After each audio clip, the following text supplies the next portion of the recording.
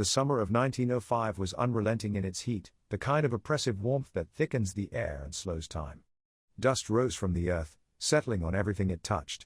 A lonely crow circled over the Clements family farm, its call echoing across the quiet fields as if marking the end of an era. And perhaps, in some ways, it was. The death of the family patriarch, Henry Clements, had been a blow not only to the family but to the entire town. Henry had been a towering figure in the community, known for his steady hand, wisdom, and unyielding work ethic. His land, over 200 acres of fertile, sprawling farmland, had been passed down through 4 generations of Clements men. But now, that legacy was at risk. Samuel and Edward, Henry's only sons, stood beside their father's grave as the last words of the funeral service faded into the wind. Samuel, the older by 4 years, kept his face stoic, his jaw clenched tightly under his dark beard. Edward, younger, slighter in build, and sharper in tongue, looked ahead, his eyes fixed on the casket being lowered into the earth. The tension between the 2 brothers was palpable, even in their shared grief. Where Henry had been calm, thoughtful, and methodical, his sons were opposites in nearly every way. Samuel, always practical, had grown into a man much like his father, quiet but resolute, finding solace in the soil, the rhythm of farm work, and the simple life that came with it. Edward, on the other hand, had dreams beyond the horizon. While Samuel had worked alongside their father, Edward had spent much of his time reading books, learning about new farming technologies, and, at times, disappearing to the nearby city to experience the burgeoning changes sweeping the world. Henry had often mediated between them, keeping their differences from tearing the family apart. But now, with him gone, there was no one left to bridge the growing divide. The will was read a week after Henry's funeral, in the study of the old farmhouse where the brothers had been raised. The lawyer, an elderly man named Mr. Haverley, fumbled with his papers before clearing his throat to speak. "As per the wishes of your father," Haverley began, peering at the 2 brothers over his spectacles, "the family farm and its assets are to be divided equally between you." Samuel and Edward exchanged a glance, each man's expression unreadable. An equal share seemed fair, on the surface.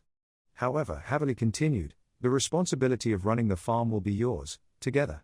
Together. That one word hung in the air, heavy and suffocating. It was as if Henry, from beyond the grave, had set a test for his sons, forcing them to find a way to coexist for the sake of the family legacy. Neither brother spoke as Haverley folded the will and placed it back into his briefcase, but the silence between them was charged with unspoken tension. The drive back to the farmhouse from town was quiet. Samuel gripped the reins of the horse-drawn cart, his knuckles white. Edward sat beside him, his arms crossed, staring at the fields that stretched endlessly on both sides of the dirt road. The farm had always been Samuel's domain, and Edward had never felt at home here, not in the same way. They reached the house in silence, the creak of the wagon wheels the only sound. The farmhouse itself was a 2-story structure, its white paint now faded and chipped, but it still stood strong, much like the family it had sheltered for decades. The land surrounding it, however, was the true heart of the family.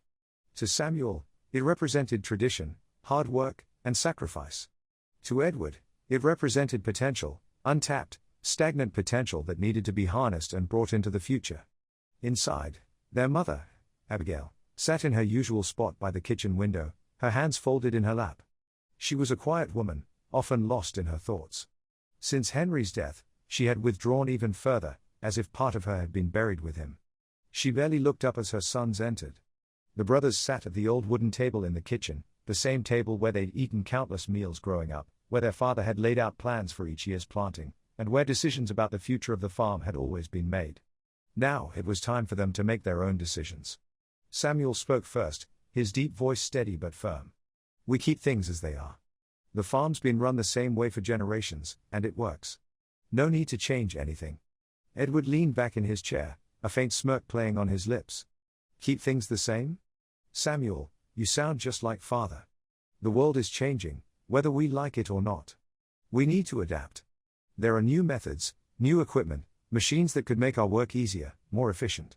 We could expand, make this place more profitable." Samuel glared at his brother, his temper flaring. "And how do you plan to pay for all these improvements? We barely make enough to get by as it is. You're talking about taking on debt, risking everything father built." "It's not about risk," Edward countered, his tone sharper now. "It's about growth. Father was stuck in his ways, and now he's gone. This is our chance to make something bigger out of this place." "You're wrong," Samuel snapped. This farm doesn't need to be bigger. It needs to be sustainable, for our children, and their children. Their voices rose, each brother digging in his heels, the arguments spiraling into old resentments and differences that had simmered beneath the surface for years. Samuel saw the farm as his inheritance, a responsibility to carry on in the exact way it had always been. Edward saw it as a stepping stone, a starting point for something greater, something modern and forward-thinking. By the time the argument ended, neither brother had won. They had only deepened the rift between them. Samuel stormed out of the house, slamming the door behind him, and Edward retreated to his room upstairs. The farm, once their shared home, now felt like a battlefield, and both brothers knew that this was just the beginning. Over the next few weeks, the tension in the house grew unbearable. Samuel threw himself into the daily work of the farm, determined to keep things running as they always had. He rose before dawn, just as their father had, working long hours in the fields. Edward, on the other hand, spent more time in town, visiting the library, talking to merchants, and studying the latest agricultural trends. He grew more distant, more determined to bring change, even if it meant alienating his brother. One evening, after a particularly heated argument about whether to invest in new equipment, Samuel made his way out to the barn. The sky was painted in hues of orange and pink as the sun set, casting long shadows over the fields. As he stood there, leaning against the fence, he wondered if his father had foreseen this conflict. Had Henry known that his sons would clash like this? Had he hoped that the responsibility of the farm would force them to work together, or had it been a cruel final test? Samuel shook his head, pushing the thought away. He couldn't afford to dwell on what-ifs. The farm needed him, needed both of them, whether they liked it or not. But as the days wore on, it became clear that neither brother was willing to back down. The seeds of division had been planted, and now, with each passing day, they took root. This was how the family that once stood together began to splinter, the first cracks forming over the land that had once united them. The inheritance that was supposed to bind them now threatened to tear them apart. The morning the fence went up, a thick fog clung to the fields, obscuring the land and the brothers' futures in equal measure. Neither Samuel nor Edward had slept much the night before. The final argument that had driven them to this point had been worse than any before it. Harsh words, old wounds reopened, and accusations of betrayal had reverberated through the walls of the old farmhouse, making it feel like a prison rather than a home. But as the first rays of sunlight pierced through the mist, the decision had been made: the land, like the family, would be split. Samuel stood by the barn, arms crossed, his face hard and grim. His broad shoulders slouched under the weight of years of toil, the same toil that he believed his brother had always disdained. He watched as the hired men, two strangers from town, indifferent to the family's conflict, began laying out the posts that would mark the divide. His land. His father's land. And now it would be torn apart because his brother refused to understand the value of tradition. From the other side of the field, Edward stood with equal stubbornness, though the glint in his eyes betrayed a mixture of anger and triumph. He had never been one for the slow, grueling work of the farm, not like Samuel. To Edward, this split was inevitable. Samuel was stuck in the past, unable to see that the world was changing, that the farm needed to evolve or be left behind. He felt a deep sense of resentment toward his older brother, who he believed was too narrow-minded, too entrenched in their father's way of thinking. Edward wasn't going to let the past dictate his future. The two brothers hadn't spoken since that final blowout, but their silence spoke volumes. The fence was a testament to the failure of their relationship, a physical embodiment of the chasm that had opened between them. Neither man had backed down, and now they would live side by side, as strangers, on what was once a shared inheritance. The process of dividing the land had been fraught with complications. Samuel had wanted to keep the majority of the fertile fields, the same ones his father had worked with him for years. Edward, however, demanded a portion of the land closest to the river, insisting that it would be ideal for new irrigation systems he planned to install. The more they discussed the division, the clearer it became that neither brother was willing to compromise. After days of bitter negotiation, a rough line was drawn through the middle of the farm. Samuel would take the northern half, where most of the crops were already planted. Edward would take the southern half, where he could experiment with his ideas, free from his brother's watchful eye. They had agreed on one thing, however: there would be no turning back. Once the fence went up, the split would be permanent. They would each run their side of the farm as they saw fit, and neither would interfere with the other's land. They would live side by side but completely apart. The sound of hammers and nails echoed across the fields as the men worked quickly, sinking posts into the earth. The fence rose slowly, each plank driving a wedge deeper into the brothers' lives. Samuel found himself staring at the workers, his jaw clenched. He had never imagined this was how it would end. His father's legacy, the land they had all worked so hard to maintain, was now being cut in two, and it broke something inside him. Edward, meanwhile, supervised from a distance. He had already started making plans for his half of the farm. There would be new equipment, more efficient methods of planting, and perhaps even some investments in new crops that could yield more profit. While Samuel clung to the past, Edward was looking toward the future. But as he watched the fence rise, a small part of him, buried deep beneath his resolve, wondered if this was truly the right path. Abigail, their mother, watched from the window of the farmhouse. Her frail hands trembled in her lap as she saw her sons, each standing on opposite sides of the field. The land they were fighting over had once been her husband's pride, the place where they had built their life together. Now it was the source of their family's undoing. She had tried to speak to them, to bring them back to reason, but her words had fallen on deaf ears. They were too far gone, consumed by their stubbornness and pride. The grief of watching her sons tear their family apart weighed heavily on her, and her once strong spirit seemed to wither with each passing day. The fence was completed in less than a week. It stretched from the edge of the northern pasture all the way down to the river that bordered the southern part of the land. It was a simple wooden structure, not tall, but tall enough to serve its purpose. The brothers had agreed to keep it just high enough to serve as a boundary, but not high enough to block the view. Perhaps there had been some unspoken understanding that neither of them wanted to completely cut the other off from sight, even if they had cut off all communication.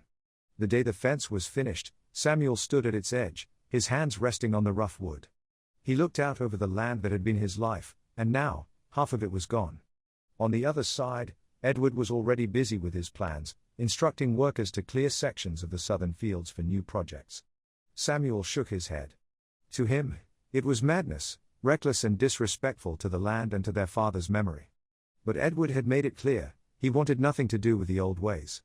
The sun was setting when the two brothers finally crossed paths at the fence, neither intending to speak, but fate, or perhaps some lingering sense of obligation, had drawn them both there at the same time. They stood in silence for a long moment, each man on his own side, the fence between them like a chasm that could never be crossed. "You've always been stubborn," Edward said finally, his voice cold but calm. "Father's way isn't the only way, Samuel." Samuel's grip tightened on the top of the fence. "It's the right way," he replied evenly. "You're going to ruin this land with your experiments." Edward scoffed, shaking his head.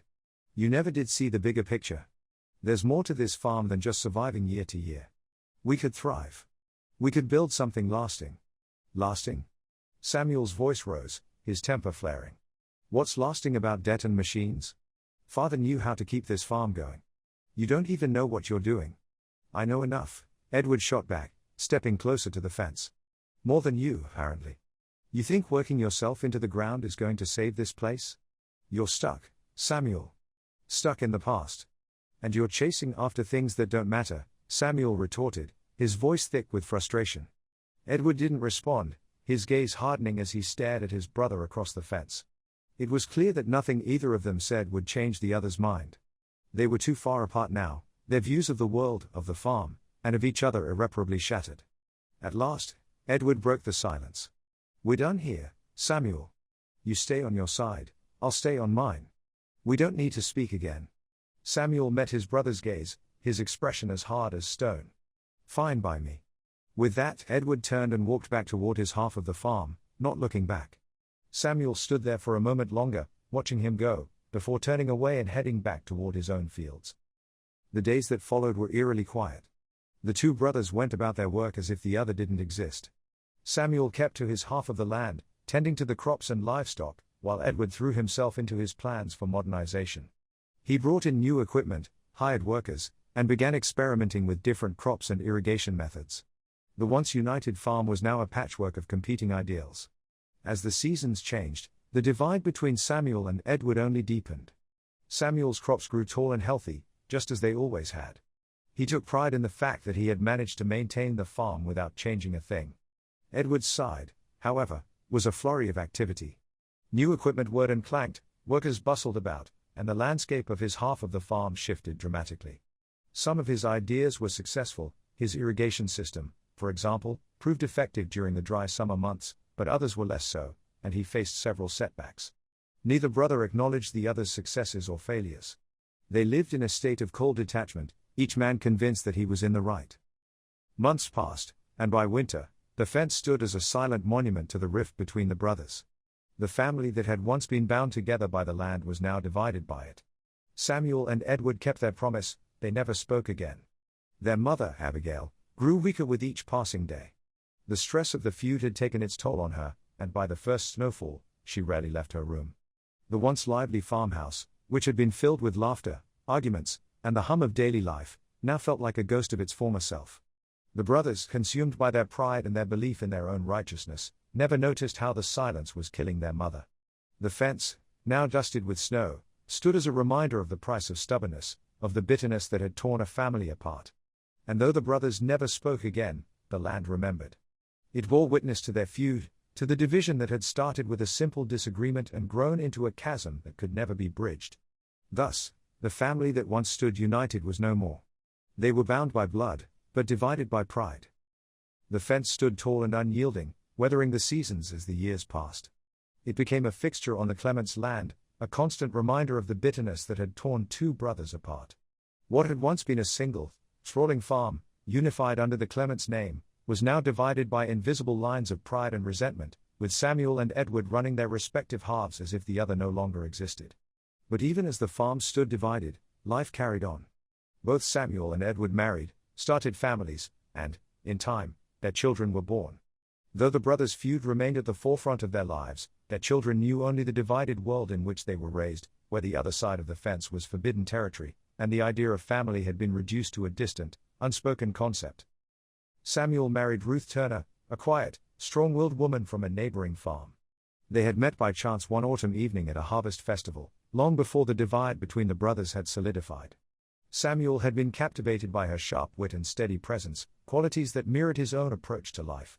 Together, they built a modest but sturdy life on the northern half of the farm, where Samuel continued to work the land as he always had, in the traditional manner his father had taught him. Their first child, William, was born on a crisp winter morning, and from the moment he could walk, Samuel taught him the ways of the farm. Samuel took immense pride in passing down his knowledge to his son, instilling in him the same values of hard work, discipline, and respect for the land. As William grew, he became his father's shadow, working alongside Samuel in the fields, tending to the livestock, and learning the rhythms of the earth.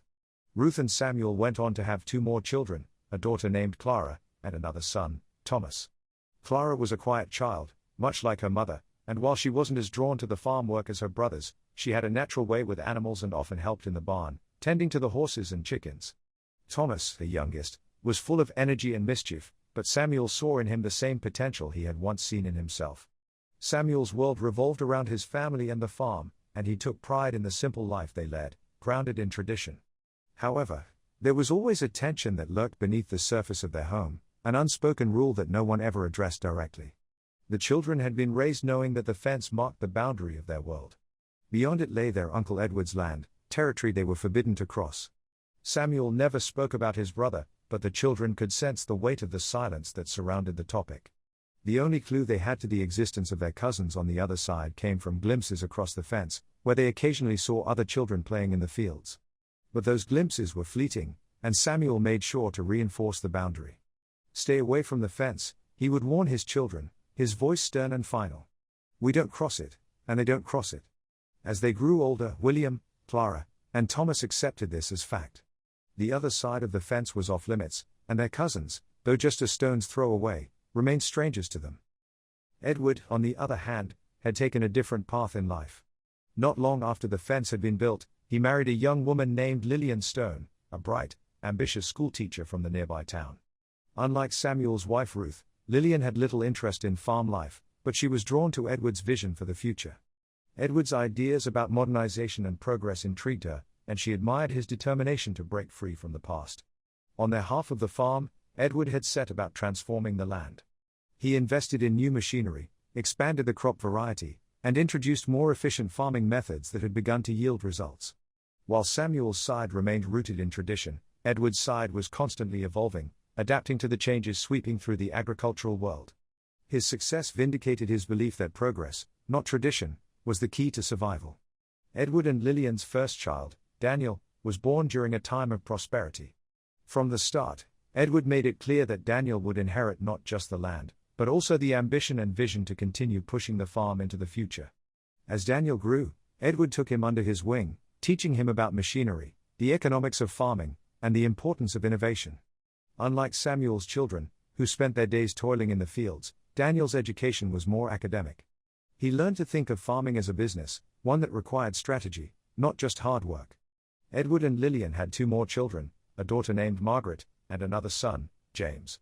Margaret was fiercely independent, much like her mother, and she had little interest in the farm itself. She spent most of her time reading, dreaming of a life beyond the farm, perhaps even in the city. James, the youngest, idolized his father and older brother, and though he was still young, Edward could already see that James shared his thirst for progress and success. Like Samuel, Edward made it clear to his children that the fence was a hard boundary. They knew that their cousins lived just beyond it, but Edward rarely spoke of his brother. On the rare occasion that he did, it was always with a sense of disappointment, as though Samuel had squandered the potential of the land by clinging to outdated methods.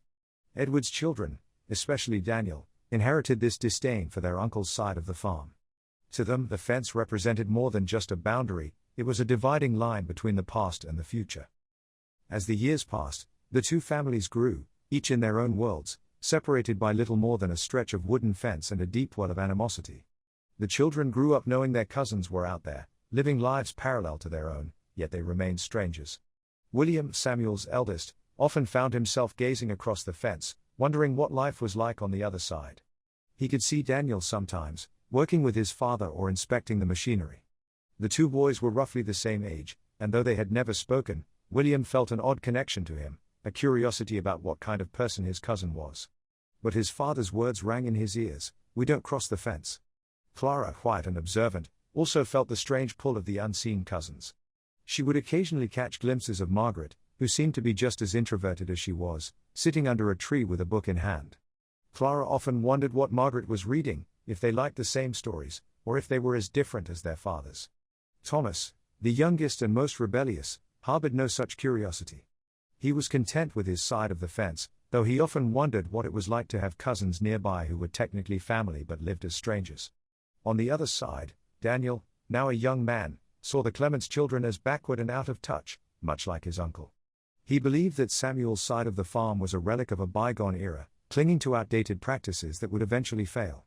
Margaret, while less critical, felt no connection to her cousins.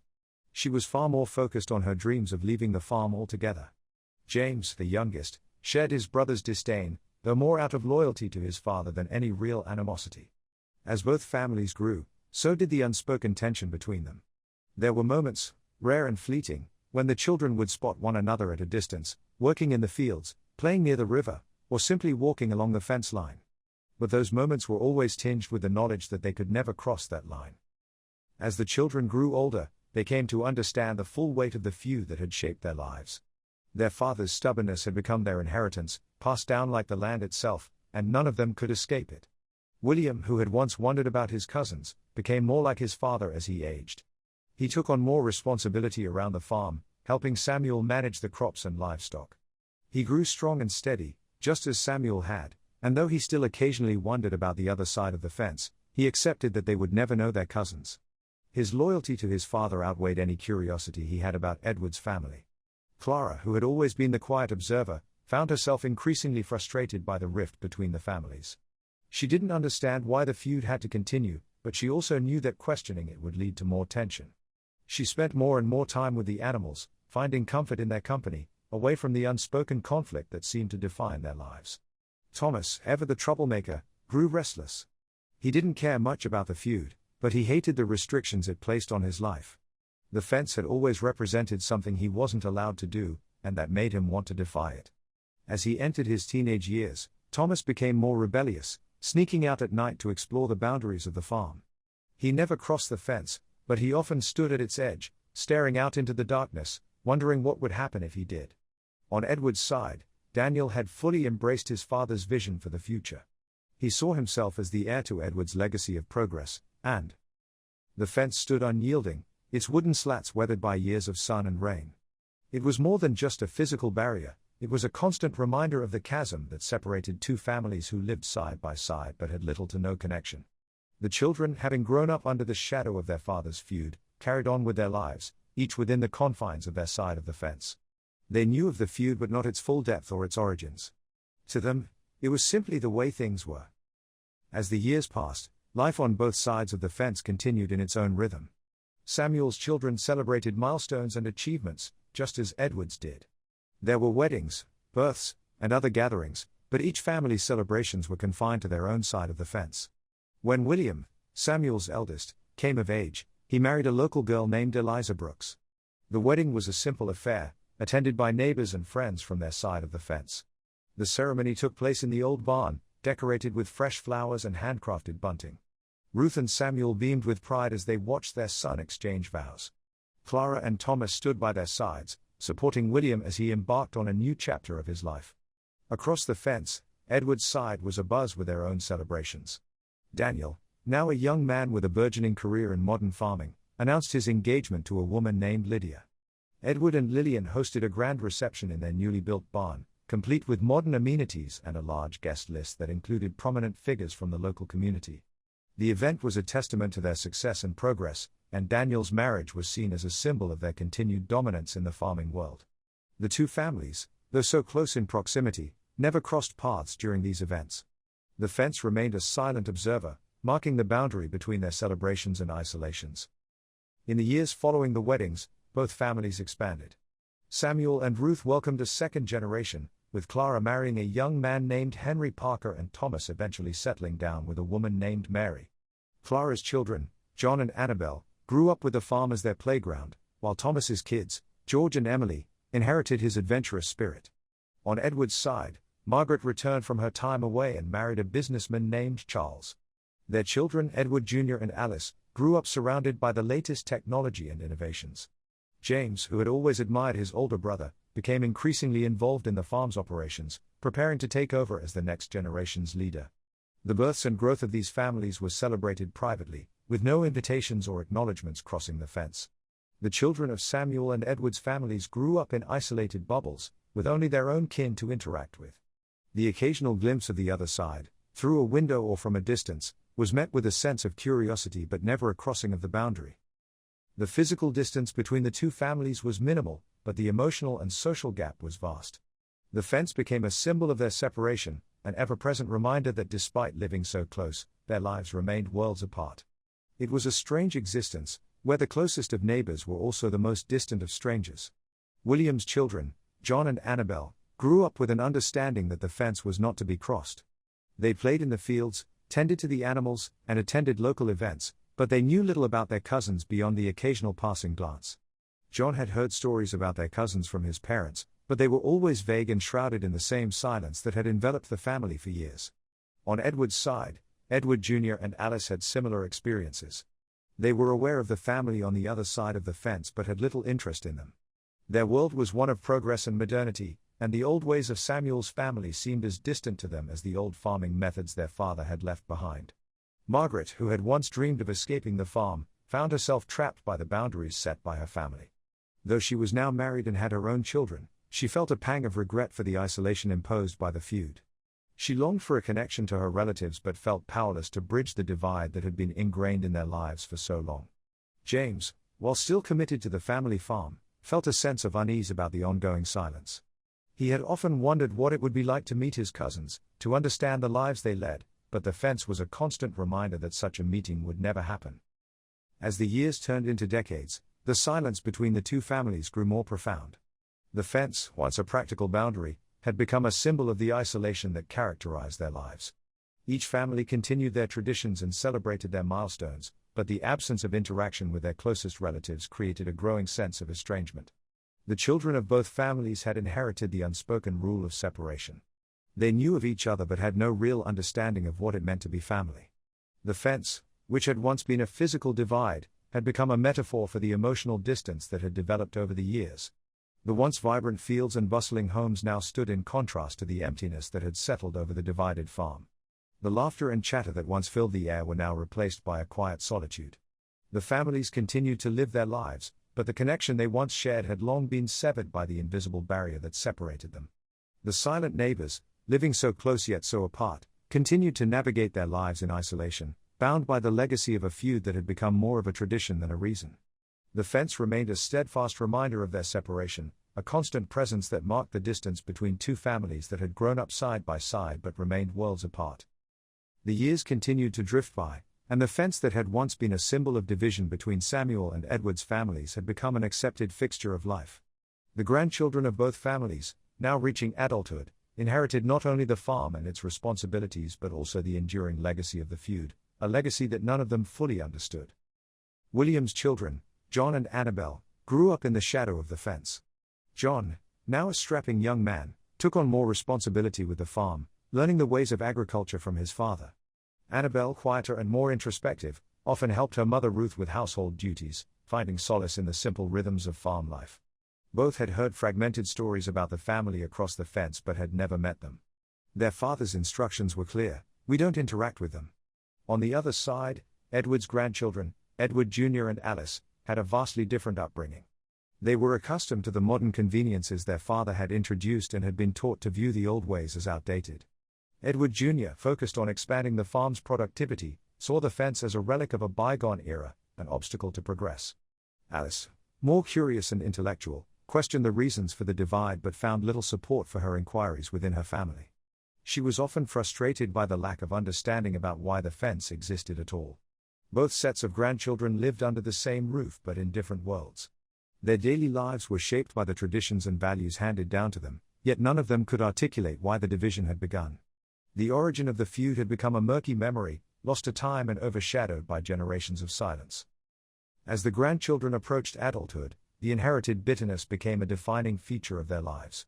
John and Edward Jr., though never having met, shared a mutual sense of distrust and disdain for what lay beyond the fence. John, inheriting his father's staunch adherence to tradition, viewed the fence as a boundary that must be respected. Edward Jr., on the other hand, saw it as a barrier to progress and innovation. They had no personal grievances but were influenced by the prevailing attitudes of their families.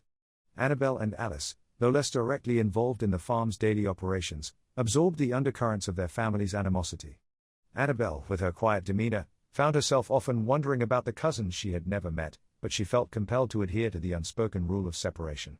Alice, more vocal and questioning, found herself at odds with her family's reluctance to address the feud's origins. She yearned to understand the rift but felt increasingly isolated in her desire for reconciliation. The fence, once a physical barrier, had become an enduring symbol of tradition, a tradition that was perpetuated more out of habit than conviction. As the grandchildren grew up, the fence was rarely discussed in practical terms. It was simply accepted as part of the landscape, much like the farm equipment or the fields. Its significance had evolved into a tradition that was upheld without question, and its origins were relegated to the realm of family lore that was seldom recounted in full. The communities on either side of the fence operated as if they were separate entities. Festivals, fairs, and local gatherings were attended exclusively by one family or the other. The idea of mingling with the neighbors, let alone interacting with them, was considered inappropriate. The children learned to navigate their lives without any real understanding of their relatives just beyond the fence. As the grandchildren came of age, they found themselves part of a cycle that no one could clearly explain. They had inherited the legacy of a feud whose origins had become obscured by time, and they continued the tradition of separation without understanding its purpose. The two families lived parallel lives, operating as if the fence were a natural divide rather than a man-made symbol of discord. The lost generation, as they came to be known, faced a unique challenge. They lived in a world where the reasons for their isolation were not clearly articulated. They were expected to maintain the separation, yet they had little comprehension of why it had begun. The stories of the feud were vague and fragmented, passed down through generations but never fully explained. John and Edward Jr. carried forward the bitterness they had inherited, though they had no personal grievances to justify their feelings. Annabel and Alice, caught in the crossfire of inherited tradition and their own burgeoning curiosity, struggled to reconcile their familial obligations with their personal desires for understanding and connection. The community that had once been a single, cohesive entity had transformed into two distinct worlds. The fence that divided the land had also divided the lives of the people who lived on either side. What had once been a united community had become fragmented, with social interactions and communal activities tailored to one side of the fence or the other. The divide was so deeply ingrained that it became part of the fabric of daily life, shaping how people interacted and viewed their neighbors. Despite the geographical proximity, the emotional and social distance grew wider with each passing year. The families had become strangers to each other, bound by a tradition of silence and separation that had been perpetuated for so long that its origins were no longer relevant. The fence had become a permanent fixture, a symbol of a divide that was as much about tradition as it was about history. In this environment, the lost generation faced a dilemma. They were expected to uphold the traditions of their families, yet they were increasingly aware of the absurdity of maintaining a feud whose origins they could not fully understand.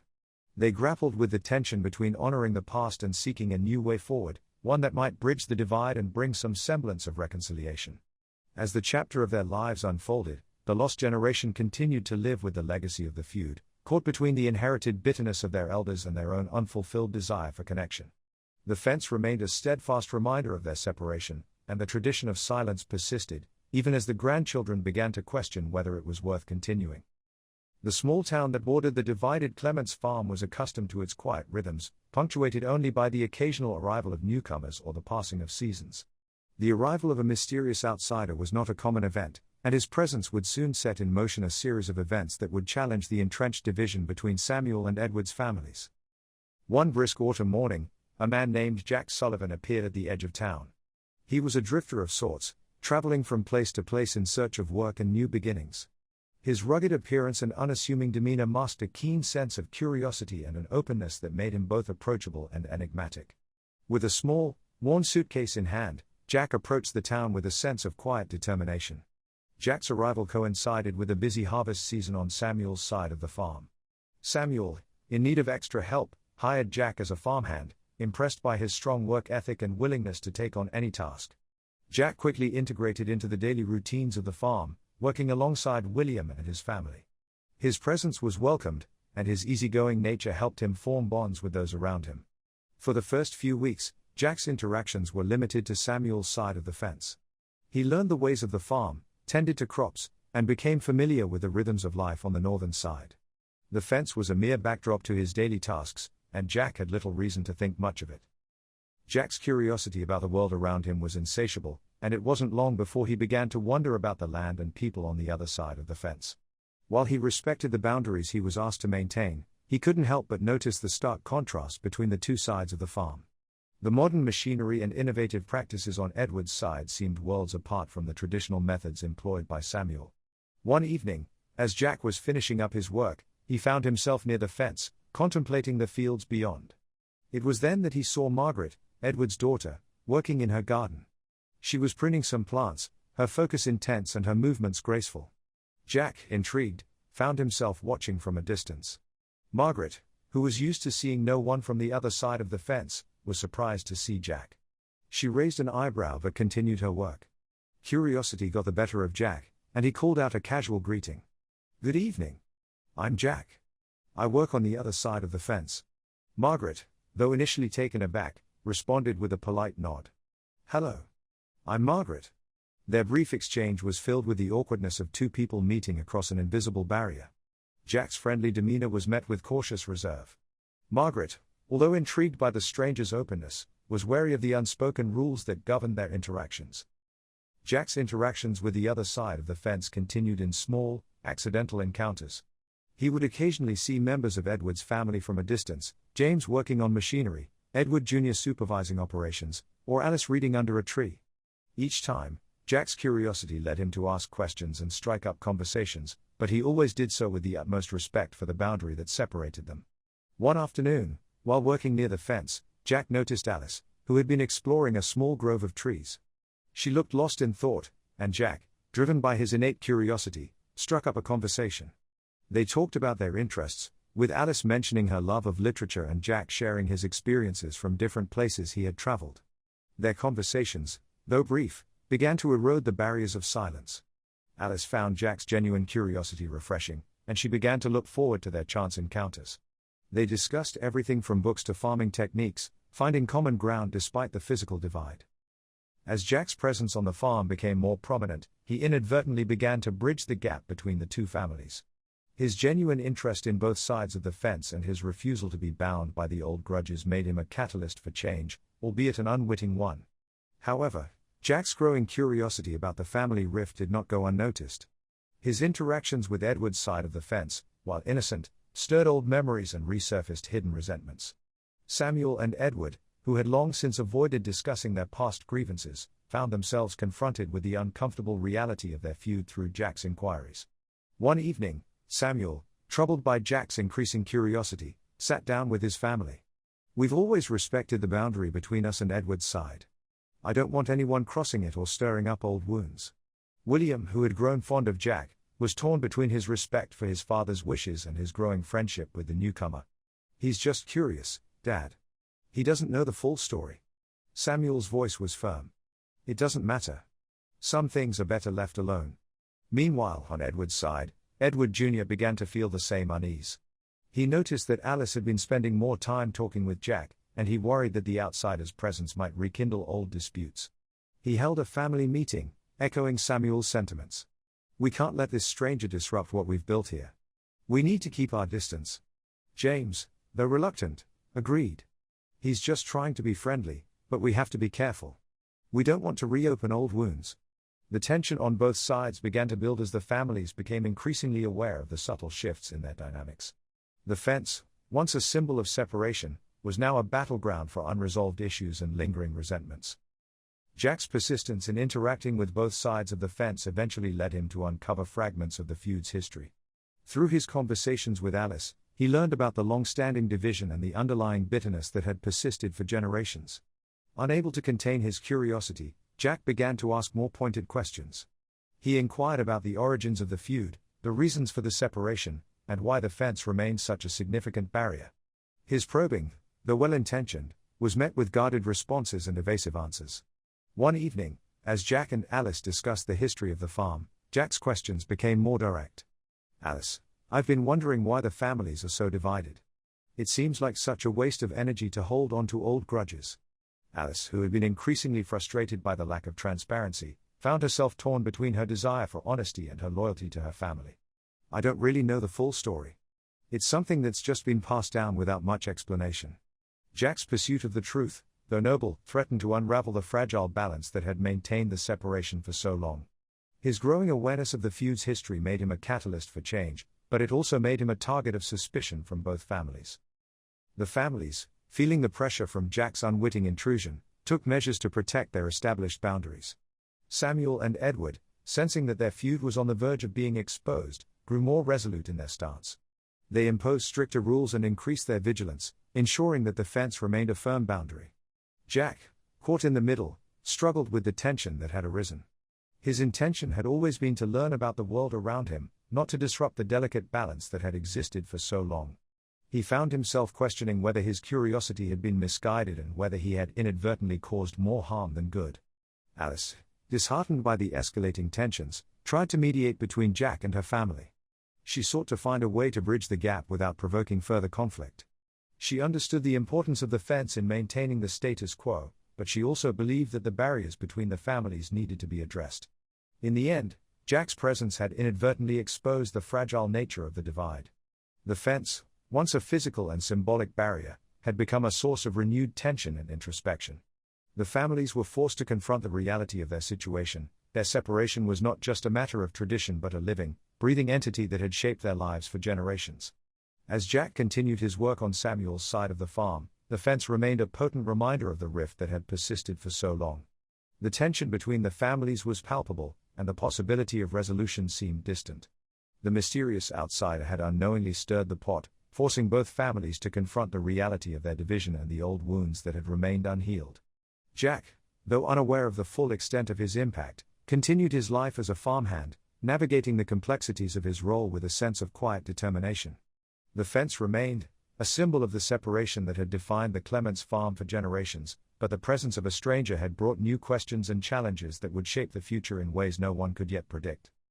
The crisp autumn air had settled over the farm, promising a quiet end to the harvest season. Yet, fate had other plans. On a night when the moon was veiled by clouds and the stars were dim, a fire ignited on the farm, setting in motion a chain of events that would challenge the deeply entrenched division between Samuel and Edward's families.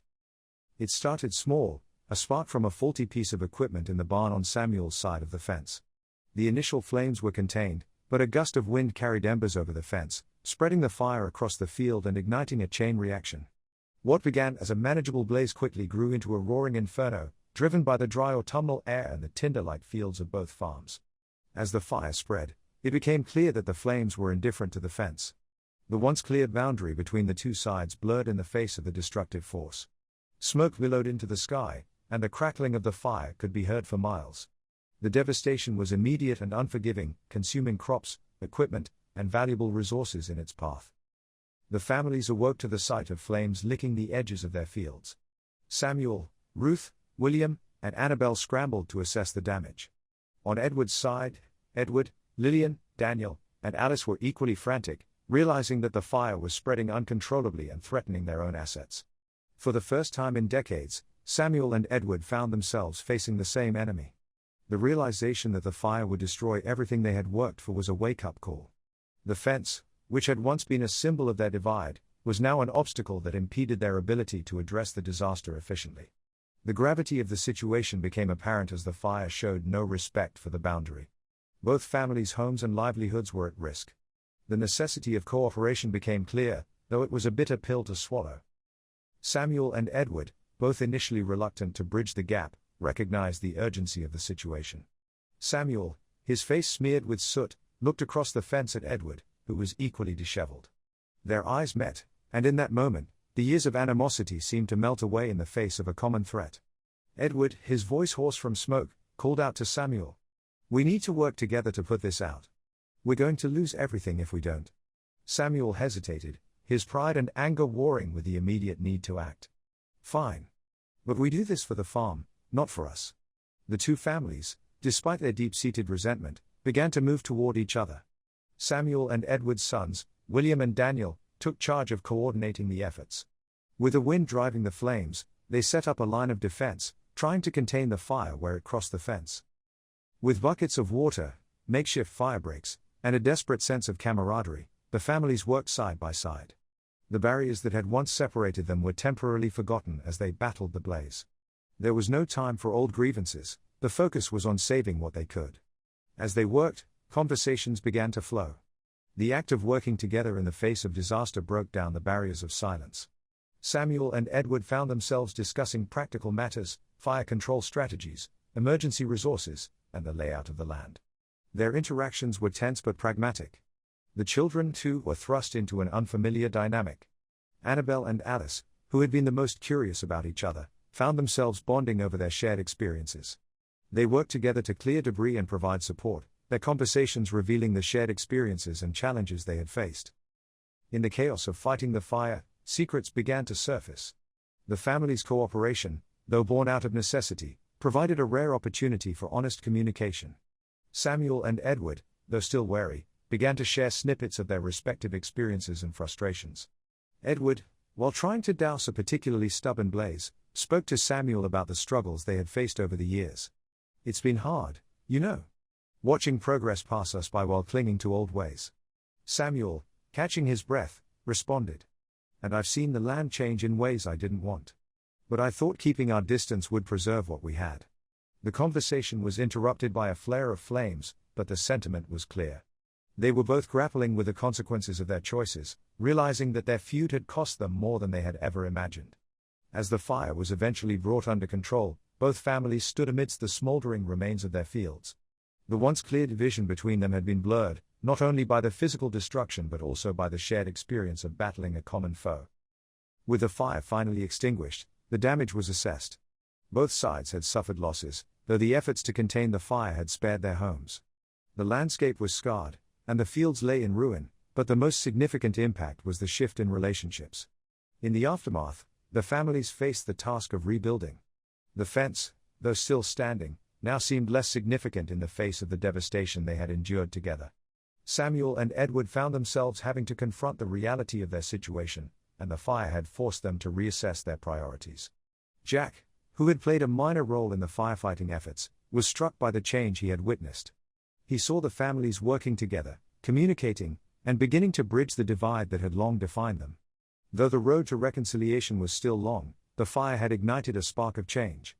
As the families worked to restore their lands and their lives, the shared experience of battling the fire became a foundation for a new kind of relationship.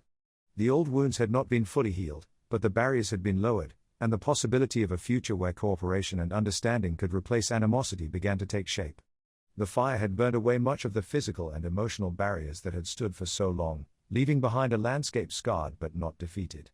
The families, though still grappling with their past, were now faced with the opportunity to rebuild not just their fields but their relationship, a task that would require patience, understanding, and a willingness to move beyond the traditions of old.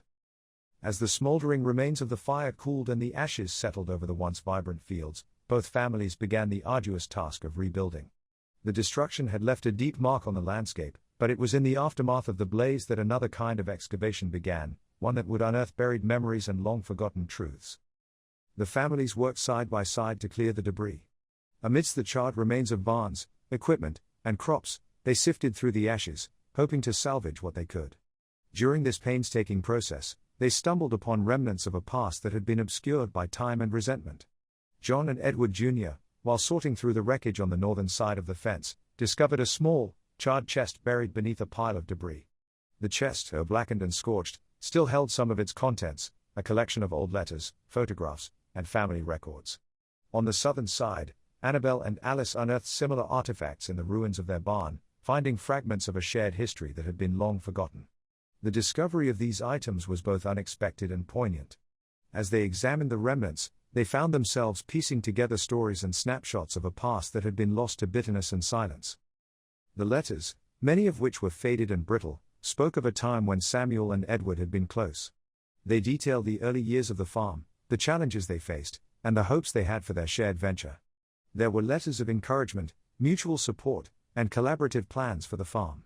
These documents painted a picture of two brothers who had once worked in harmony, united by a common dream.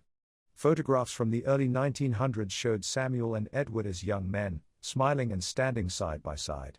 Their families were also visible in the images, wives, children, and friends, all gathered in moments of celebration and joy. The stark contrast between these happy scenes and the bitter rift that had developed was striking and heartbreaking.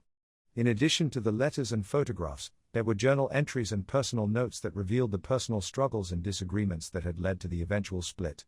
These writings detailed misunderstandings, financial pressures, and personal grievances, elements that had slowly eroded the bond between the brothers. As the families read through the discovered materials, they began to piece together the full story of the feud. The records revealed that the rift had started over a series of disagreements about the direction of the farm and the management of resources. What had begun as a difference of opinion had escalated into a full-blown conflict, fueled by pride and miscommunication. The descendants, faced with the reality of the lost years, began to understand the magnitude of what had been sacrificed. The letters spoke of dreams and aspirations that had been left unfulfilled, and the photographs showed moments of connection that had been overshadowed by years of estrangement. John and Edward Jr., who had previously only known the feud through their parents' and grandparents' stories, now saw it in a new light. The personal sacrifices and emotional toll on both sides were more apparent. They realized that the feud had cost them not only family unity but also the opportunity to build upon the shared legacy left by their forebears. The newfound understanding led to conversations that had long been avoided. Samuel and Edward, though initially reluctant to delve into the past, were confronted by their children with the evidence of what had been lost. The families gathered together to discuss the revelations. Samuel, holding a faded letter in his hands, addressed Edward.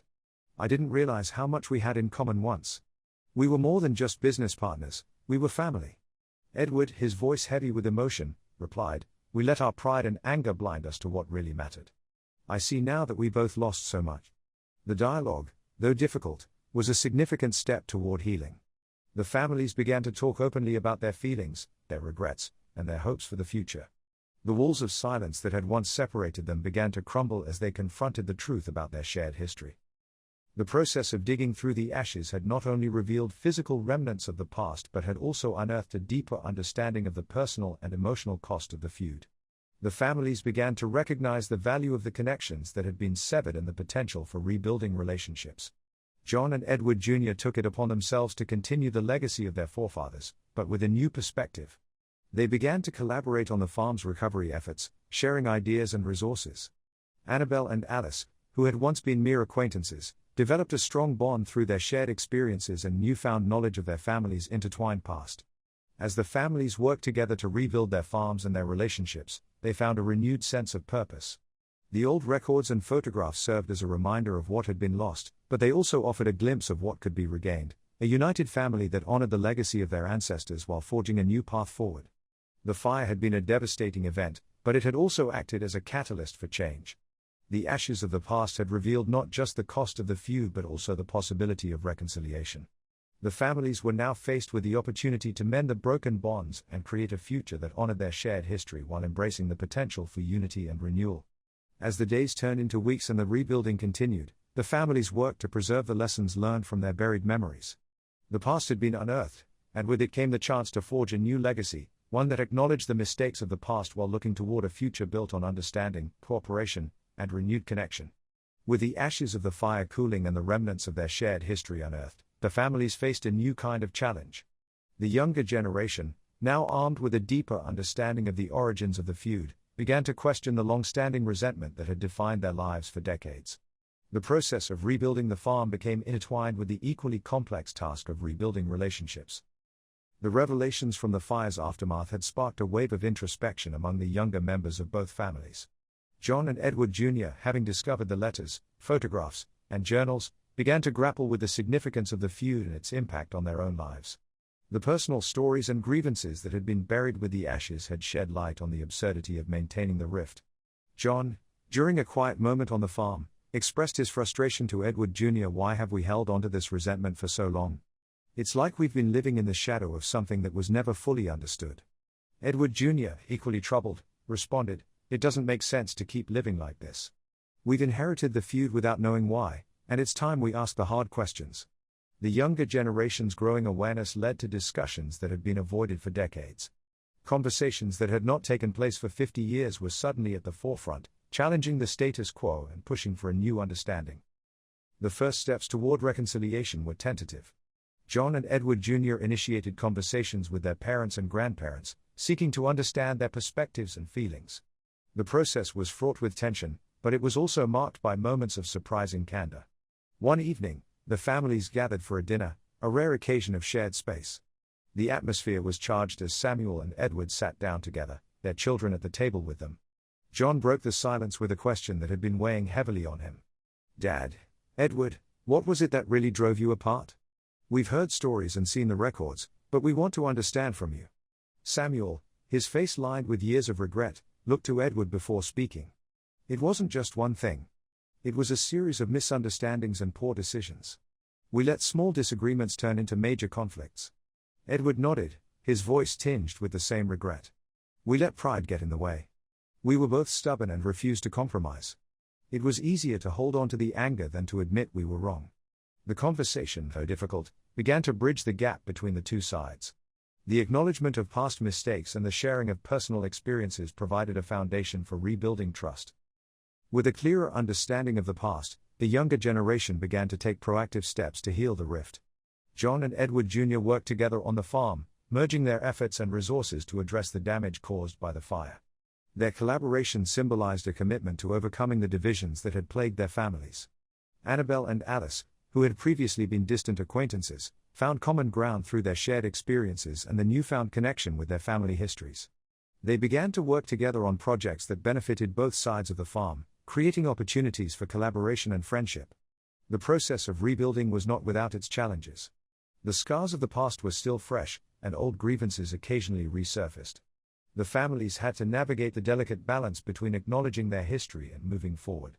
During a particularly tense moment, Samuel and Edward found themselves at odds over a decision regarding the farm's future. The old patterns of conflict threatened to resurface, but the younger generation intervened, encouraging open dialogue and mutual understanding. John, reflecting on the ongoing struggle, said, "We need to remember why we're doing this. It's not just about fixing the farm, it's about fixing what's been broken between us." Edward Jr. added, "We have the chance to create something new. We shouldn't let the old wounds dictate our future."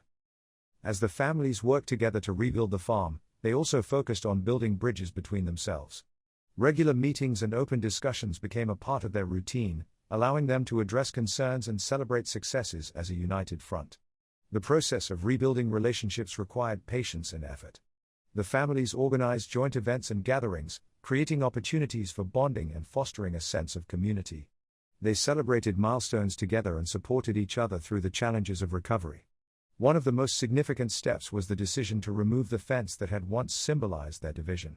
The physical barrier was dismantled, and the land was reconfigured to reflect a new era of cooperation.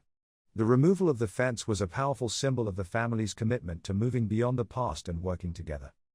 As the rebuilding continued, both the farm and the relationships between the families began to show signs of renewal. The scars of the past were still evident, but there was a growing sense of hope and possibility. John and Edward Jr. found themselves forging a new path for the farm, guided by the lessons learned from their forebears and their shared experiences. Their efforts were not just about restoring the land but also about creating a legacy of unity and collaboration. Samuel and Edward, though still grappling with the weight of their past decisions, began to find a new sense of purpose in their relationship. Their interactions, though sometimes strained, were marked by a newfound respect and understanding. The journey of reconciliation was ongoing, and the path ahead was not without its challenges. The families knew that healing would take time and effort, but they were committed to the process. The lessons learned from the fire and the buried memories had provided them with a clearer perspective and a renewed sense of hope. In the end, the rebuilding of the farm was more than just a physical restoration, it was a testament to the power of understanding, forgiveness, and the possibility of forging a new future. The families, though scarred by the past, were now working together to build a legacy that honored their shared history and embraced the promise of a united future. In the wake of the fire and the subsequent revelations, the time had come for the families to confront a symbol of their past divisions, the fence that had long separated them. The decision to remove it was not just about physical space but also about embracing a new vision for their future. The topic of the fence had been discussed in the months following the fire, but it was during a particularly poignant family gathering that the conversation reached a climax. The evening was clear, with the setting sun casting a golden hue over the charred fields that were slowly being restored. The families assembled for a dinner that, despite its formality, was tinged with an air of anticipation. John and Edward Jr. had taken the lead in organizing the meeting, understanding the significance of the moment. They invited both sides of the family to come together, hoping to address the symbolic and practical implications of removing the fence. Samuel and Edward, both visibly aged and wearied by the years of conflict, sat together at the head of the table. The younger generation, having witnessed the transformation in their families, was eager to move forward. As the discussion began, it became clear that the decision to remove the fence would be a powerful symbol of their commitment to reconciliation. John, addressing the gathered families, spoke with a mixture of determination and hope. "We've come a long way from the days of silence and division. The fence has stood as a barrier, not just physically but emotionally. It's time we decide if we want to continue living with this symbol of separation or if we're ready to move forward." Edward Jr. added, "The farm has already begun to heal, and so have we. Removing the fence isn't just about the land, it's about acknowledging our past and choosing to build a future together." The room was silent as the weight of the decision settled in. The fence had been a part of their lives for so long that its removal felt both monumental and bittersweet. But the consensus was clear, it was time for a new beginning. The next morning, the work began. The fence, which had stood as a stark reminder of division, was dismantled piece by piece. The process was symbolic and emotional, as each section of the fence was taken down with a sense of reverence for what it represented and a hope for what lay ahead. John and Edward Jr. worked side by side, their previous tensions replaced by a shared sense of purpose. Annabelle and Alice, along with other members of both families, joined in, helping to clear the debris and prepare the land for a new chapter. As the last section of the fence was removed, the two sides of the farm merged into a single, unified space. The land, once divided, now stood as a testament to the family's commitment to reconciliation and their desire to move forward together. With the fence gone, the families began to envision their future together. The land, once a symbol of division, was now a canvas for new possibilities. Plans were made to integrate the farms, with shared resources and collaborative projects at the forefront. John and Edward Jr. worked together on a new farming strategy that combined the strengths of both families. Their approach was informed by the lessons learned from their ancestors' mistakes and the shared experiences of the past year. The new vision for the farm focused on sustainability, innovation, and, most importantly, cooperation. The families also committed to regular gatherings and open communication, ensuring that the mistakes of the past would not be repeated. The goal was not just to rebuild the farm but to nurture the relationships that had been so damaged by years of conflict. To mark the beginning of this new chapter, the families organized a celebration. The event was held on the newly unified land, symbolizing the merger of their lives and their shared future. The gathering was a mix of old and new traditions, reflecting the journey they had undergone. The celebration was marked by speeches, music, and shared meals. Samuel and Edward, despite their age, stood together, acknowledging the progress made and the lessons learned. They expressed their hopes for the future and their commitment to fostering a spirit of unity and understanding. John and Edward Jr. took the opportunity to reaffirm their dedication to the new vision for the farm. Their speeches highlighted the importance of learning from the past while looking forward with optimism. As the sun set on the day of the celebration, the families gathered around a newly planted tree in the center of the farm. The tree, chosen for its symbolism of growth and renewal, was a living testament to their commitment to a shared future. John, planting the final sapling, spoke to the assembled families. "This tree represents our new beginning. It's a symbol of our commitment to grow together, to support each other, and to build a future that honors the past while embracing the possibilities of what's to come." The families, united by their shared experiences and their renewed commitment, looked toward the future with a sense of hope and determination.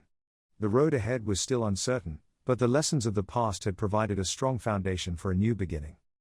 As the families settled into their new way of life, they reflected on the journey that had brought them to this point.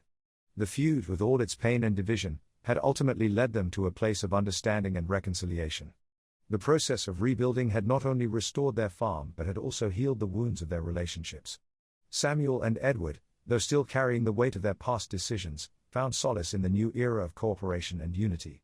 Their interactions, while not always perfect, were marked by a newfound respect and a willingness to work together. John and Edward Jr., having learned from the mistakes of their forebears, were dedicated to creating a legacy of collaboration and mutual support. Their efforts to integrate the farms and foster positive relationships set the stage for a future that embraced the lessons of the past while looking forward with optimism. In the end, the farm, once a symbol of division, had become a beacon of hope and reconciliation. The families had faced their challenges, confronted their past, and emerged stronger and more united. The new beginning they had forged was a testament to their resilience, their commitment to healing, and their belief in the possibility of a shared future. As the seasons changed and the farm continued to grow and thrive, the families remained dedicated to honoring their history while embracing the promise of a new chapter. The fence had come down, but the bonds of family and community had been strengthened, paving the way for a future built on understanding, forgiveness, and a shared vision of what could be.